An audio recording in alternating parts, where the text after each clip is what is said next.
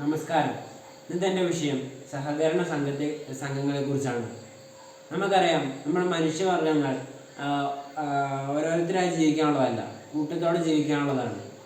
അപ്പോൾ ഇപ്പോൾ ഒരാളായി ജീവിക്കുന്നത് കണ്ടാൽ നമ്മൾ അയാൾക്ക് മാനസികമായ എന്തോ പ്രശ്നമുണ്ടെന്ന് അതൊക്കെ പറഞ്ഞ് നടക്കുന്നതാണ്. അതല്ല, ഇപ്പോൾ കൂട്ടത്തോടെ ജീവിക്കുകയാണെങ്കിൽ ആ പ്രശ്നങ്ങളൊന്നും ഇല്ലല്ലോ.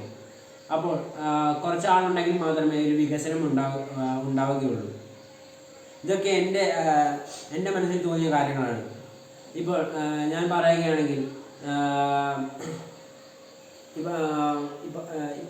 പറയുകയാണെങ്കിൽ ഇപ്പോൾ എല്ലാവരും പറയുന്നതാണ് നമ്മളെല്ലാവരും ഒന്നിച്ച് നിന്ന് സഹകരണ ബോധത്തോടെ നമ്മൾ പണിയെടുക്കണം എന്നുള്ളത്. അപ്പോൾ നമ്മൾ നോക്കിയാൽ മൃഗങ്ങൾക്ക് വരെ അങ്ങനെ ഒരു അവസ്ഥയാണല്ലോ. ഇന്ന് മത്സരങ്ങളുടെ കാലമാണ്.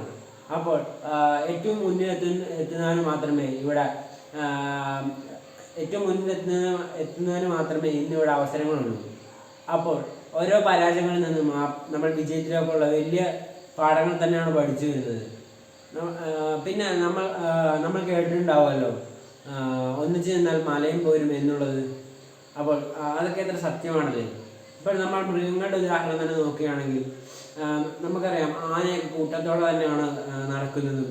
പിന്നെ അതുകൂടാതെ സിംഹവും ഉറുമ്പും എല്ലാം കൂട്ടത്തോടെ തന്നെയാണ് തൻ്റെ പണിയെടുക്കുന്നത്. നമ്മുടെ ഈ സ്കൂളുകളിൽ മാത്രം ഇതാക്കിയാൽ പോരാ, നമ്മൾ പുറത്തും ഇതാക്കേണ്ടതാണ്.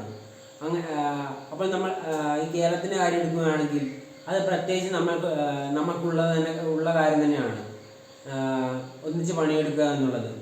അതല്ലേ നമ്മൾക്ക് പല കെട്ടിടം, നമുക്ക് പല ഇതുണ്ടല്ലോ, സഹകരണ ബാങ്ക്, സഹകരണ ആശുപത്രി എന്നിങ്ങനെ പലതരത്തിലുള്ള സ്ഥാപനങ്ങൾ നമുക്കിന്നുണ്ട്.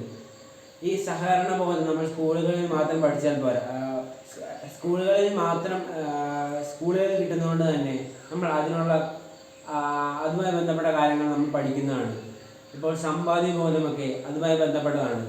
പക്ഷേ ഇത് പഠിക്കുന്നതുകൊണ്ട് സമ്പാദ്യ ബോധം മാത്രം ഉണ്ടാക്കിയാൽ പോരല്ലോ, സാമ്പത്തിക ബോധം മാത്രം ഉണ്ടായാൽ പോരല്ലോ. നമുക്ക് സഹകരണ ബോധം അത്യാവശ്യം തന്നെയാണ്. അപ്പോൾ നമ്മൾ എന്താണ് ചെയ്യേണ്ടതെന്ന് വെച്ചാൽ, ഈ സഹകരണ ബോധം ഉള്ളതുകൊണ്ട് തന്നെ നമുക്ക് പല കാര്യങ്ങളും നമുക്ക് നേടിയെടുക്കാൻ സാധിക്കും എന്ന് പറയുകയാണെങ്കിൽ ഞാൻ എൻ്റെ പ്രശ്നം നിർത്തുന്നു.